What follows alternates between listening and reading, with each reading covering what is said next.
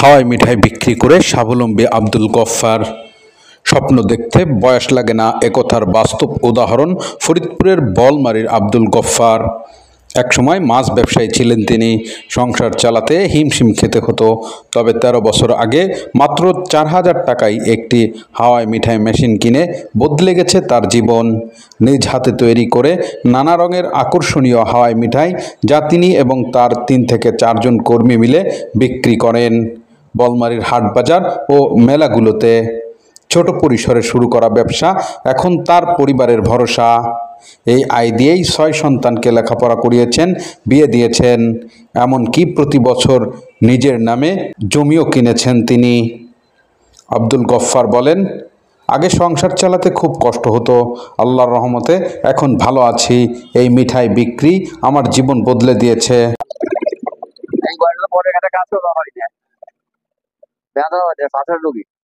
আল্লাহ ওসিলা ধরা দিয়েছে, এইভাবে আল্লাহ আমার খুব ভালো রাখছে। আপনি কোথায় দেখছিলেন প্রথম, বা কোথা থেকে আপনার উদ্যোগ হলো যে আমি এটা একটা বানাবো?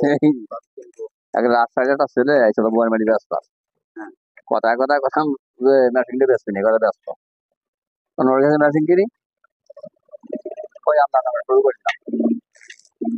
এটার নাম ৪,০০০ টাকা দিয়ে। এটা আমার নাই।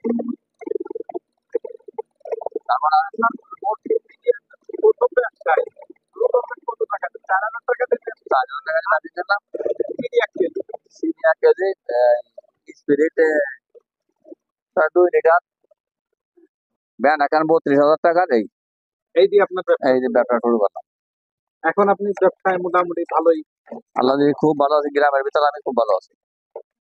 আল্লাহ দিয়ে দিবার চাই। বললাম হাওয়ার বাপের কালার দিয়ে নেয়, ফুড কালার ৫০০, ৫৫০, ৬০০, ১০ টাকা। না আমার আর কোনো কাজ নেই।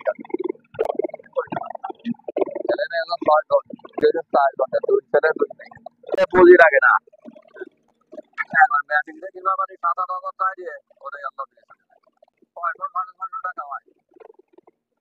এখানে চিনি দিয়েও বানাইতো, কারিয়ে বানাবো আল্লাহ বাজারে চিনি দিয়ে। আমরা যে কালার বানাই। প্রতিদিন ২ কেজি চিনি ও সামান্য ফুড কালার দিয়ে প্রায় ৫ থেকে ৬০০ পিস হাওয়াই মিঠাই তৈরি করেন তিনি। প্রতিটি মিঠাই বাঁশের কাঠিতে মুড়িয়ে তৈরি করা হয়। পরে কর্মীরা তা বাজারে প্রতিটি ১০ টাকা দরে বিক্রি করেন।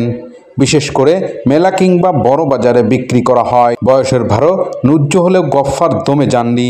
উল্টো অন্যদের প্রতি বার্তা দিয়ে বলেন, বয়স হয়ে গেছে বলে ঘরে বসে থাকবেন না। ছেলে মেয়েদের উপর নির্ভর না করে সামান্য পুঁজি নিয়ে ছোটোখাটো ব্যবসায় নামুন।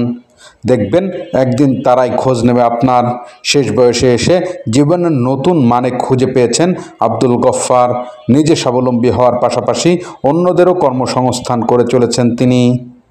তার জীবন সংগ্রাম আজ অনেকের জন্যই অনুপ্রেরণা।